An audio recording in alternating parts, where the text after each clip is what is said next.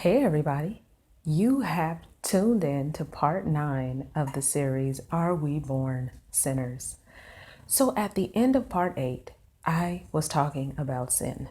Obviously, sin is the topic of this whole entire series, but sin specifically as far as what it actually means. Now, most people would agree that sin means to transgress divine law. But I want to talk a little bit about what divine law is this actually talking about. Let's start here. Think about the Israelites. The Israelites could be said to have really received divine law more so than us in this day, wouldn't you say? Because they were dealing directly with God. Okay, according to this whole story that people believe. In the Old Testament, we see God dealing directly with the Israelites, directly giving them laws, directly telling them what to do.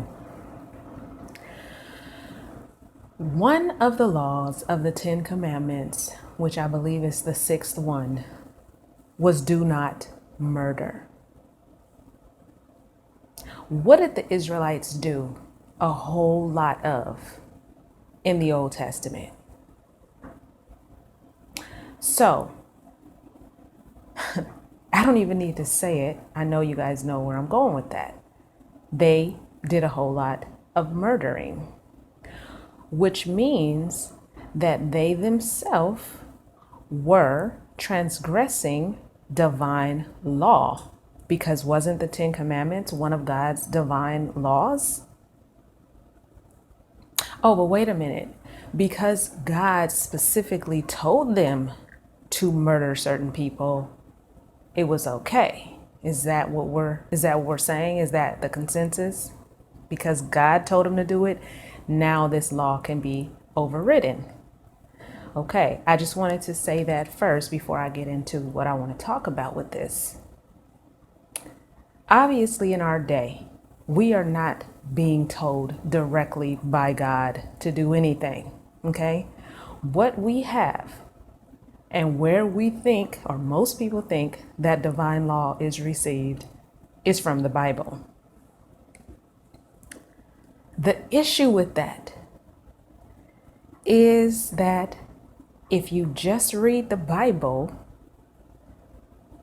there's not really any clarity on what this divine law is or what these divine laws are. Yes, there's certain laws, of course, we don't believe, or people don't believe, that we're under the Mosaic law or under, the 10 Commandments. But of course, the things in the 10 Commandments are still principles that we're still supposed to follow, even though, like I just mentioned, the Israelites didn't follow all of them either. But so that's what most people believe. Like, okay, well, even though we're not under this law, these laws are still something we're supposed to pay attention to, because Jesus said, if you love me, keep my commandments, right? So what is he actually talking about? So this is how some people explain this. And then you look at the command that Jesus said, or the two commands that he said, which sums up the whole entire law and the prophets, which was that you love God with your whole heart, soul, mind, and strength, or whatever, and love your neighbor as yourself. Okay, so like I said, he said these two things sum up the whole law and the prophets. Okay, but who determines what loving God actually means? People would say that it shows that we love God if we believe in his son and acknowledge the sacrifice. But according to Jehovah's Witnesses, is that all you're supposed to do? No, you're supposed to also recognize the name Jehovah and be a Jehovah's Witness and go out in service and preach this good news from door to door. I mean, if you let these religions tell it, this is my point. If you're not following their ideology, then you're sinning. You are transgressing divine law if you're not following the ideology of these particular religions. Now, if you're not a part of a religion, okay, cool. But most likely, a lot of the ideology that you received came from a particular religion. And this is where you get your concepts of what it means to sin and what it means to be displeasing to God. It's not strictly from the Bible, and it's definitely not being received directly, divinely from God, him, her, or itself. Okay? So I just find that quite interesting. We're talking about sin, and we make a big deal about the fact that we are all sinners and falling short of this glory of God, which, if you really look at the Old Testament, there's not much glory. It's not very many glorified acts going on. But we're all falling short of this glory. But when you really look at it, what is the sins that we're committing? We can't really point to them and all agree on what they are. Why? Because if we're looking at it from the Bible giving us this information, everybody interprets the Bible differently. That's why we have all of these religions. So one thing over here that may be a sin, somebody else don't see that that is a sin. So that's man's law that we're transgressing then. If you're thinking about things that are kind of like a sin against humanity, like murder and rape, okay, things like that are kind of like built into the human psyche, that it feels foreign to go against things like that. Obviously there's people who commit acts like that, but a lot of times it's because something has happened to them. They've been neglected, they've been abused, or they got some type of mental issue going on, or whatever it may be. Not making any excuses for that, but just saying there's a lot of times a reason behind why people would do things like that. That's not just normal coming out the womb as you're growing up as a child that you're going to think about murder and rape. Okay. But now when it comes to all of these other little concepts, like, for example, lying, like I brought up in the video about the children, how people point to this and say, see, this is how you know children are prone to sin, because they lie. Okay, but we can look at all type of everyday white lies that adults do. And many of you are Christians and Bible believers, and you don't think that you're going to go to hell or die for those little lies, do you? Do you really think that God is looking at you about that? So no, it's not about lying. So how can we look at that and say that shows that we're sinners? A lot of these concepts that we have determined based on the Bible and these religions that this just like a blanket, this is good, this is bad. But when you really are analyzing some of these things, it's like a gray area that we're missing. Again, when it comes to these major things like murder and rape and stuff like that, that's something that anybody can agree that you should not do to people. Okay? Even slavery, which was clearly also done in the Old Testament, backed up by God. But most people will believe that that is something that's against humanity also. So if anything, I would be saying that those things that we know innately without needing a Bible or religion, those are the things that would be considered divine laws that just govern society, things that go along with life and help life to flourish. Because if you really look at the reverse of the word live, it's evil.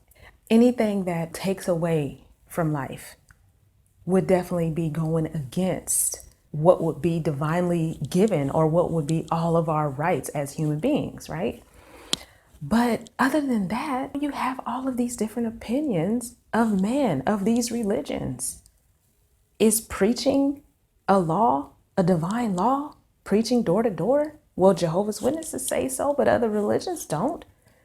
They are more into, giving charity, doing stuff like that. Jehovah's Witnesses don't do that, but they still feel like they're approved. They still feel like they're the one true organization. But these other Christians that do charity work, food banks, and all of this stuff feel like they're following Jesus' example, right? When it comes to fornication, Of course, some people say, oh, that's definitely a sin. Okay, but it wasn't a sin back in the day in the Old Testament, at least not for men. Okay, women were the one who would get killed if they were not a virgin on their wedding night. So this is something else going on. We have all of these type of concepts that's put in the Bible, but where are these concepts actually coming from? Okay, even the institution of marriage, like I talked about before on the polygamy video, it was clear based on all of the evidence that we talked about that that was not something that God had a problem with. This whole marital institution, one wife, one husband, is something that is in place in society, but it is man's law. Okay, it is not God's divine law. You could see that it was not God's divine law established from Genesis based on the evidence, okay? So it's not about that. It's not about adultery. Adultery in the Bible is not even what people would think. That's why they were able to have multiple wives. Okay, I know in the New Testament it starts saying something about one husband, one wife, but that's a man-made law. That is not about God. So it's just all of these little things that we keep saying that we're sinning. But really, when you are analyzing it, you really start to see that it's really the interpretation of man. Whatever religious ideology you follow, or whatever religious that, the foundation of that religious ideology that cause you to think of certain things that you do as sin. But there's nothing clear cut just reading the Bible. Most people would think that murder is the worst crime that one can commit. Okay. Other people might believe, rape and child molestation because of the lifelong effect that it has on somebody. But really, taking a life is just something you just can't come back from at all. So to do that, most people would probably agree that that is the most extreme of crimes that can be committed against humans. And yet, in the Old Testament, Jehovah sanctioned people to murder other people. And yet we are talking about we are sinners when we do these little things like have sex outside of marriage, or our children are lying, so this shows that they're sinning, a sinner. I mean, this is really backwards if you really look at this, you guys, because none of us, how many of you are murderers that are watching this? How many of you think about murdering or have thought about murdering anybody or would ever do such a thing? Okay. So how are we falling short of the glory of God by our sin, this stain of sin, when we're not even doing anything remotely close to what God had his people do in the Old Testament? So that's pretty much all I wanted to talk about, just to leave you with some things to think about that, you guys.